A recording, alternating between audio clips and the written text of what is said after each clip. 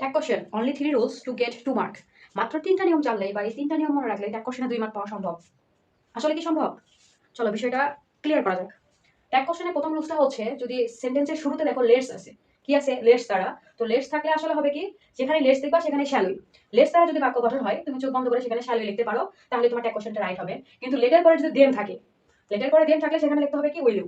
সেখানে লিখতে হবে কি উইল ইউ। মনে রাখবা 1 নাম্বার রুলস, লেটস শ্যালই, লেটস থাকলে শ্যালই, লেট দেন থাকলে উইল ইউ। এটা গেল 1 নাম্বার রুলস। 2 নাম্বার রুলসটা হচ্ছে, যদি ভার্ব দ্বারা শুরু হয়, কি দ্বারা? ভার্ব দ্বারা। তো এটা কি ভার্ব? যে কোনো ভার্ব হতে পারে, ভার্ব দ্বারা শুরু হয়, তবে মেইন ভার্ব, ওকে।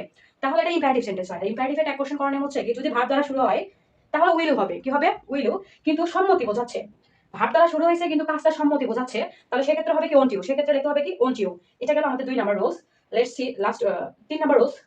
ভার্বের সাথে যদি ইএস থাকে, ভার্ব প্লাস যদি ইএস থাকে, সাবজেক্টের পরে যে ভার্বটা থাকবে, ভার্বটা যদি ভার্বের সাথে ইএস থাকে, তাহলে বুঝতে হবে ওটা কি প্রেজেন্ট ইনডিফিনিট টেন্স। আর প্রেজেন্ট ইনডিফিনিট টেন্সের ক্ষেত্রে আমাদের করতে হবে কি ডু অথবা ডাজ বলবে। ভার্ব হিসেবে কি বসবে? ডু অথবা ডাজ বলবে, সাবজেক্টের প্রোনাউন। তো একটা জিনিস লক্ষ্য রাখতে হবে যে সাবজেক্টের প্রোনাউন যেটা, তার উপর নির্ভর করে কিন্তু ডু অথবা ডাজ হবে। সাবজেক্ট যদি হয় ইট, তাহলে অবশ্যই তার ক্ষেত্রে ডু হবে না, তো ইটের সাথে ডাজ বসে। আবার সাবজেক্ট যদি হয় দে, তাহলে কি হবে? দের সাথে কি বসে? ডাজ বসে না, ডু বসে। সো এটা একটু মাথায় রাখতে হবে। চলো এক্সাম্পল দেখলে বিষয়টা আসলে কি করা ক্লিয়ার করা যাবে।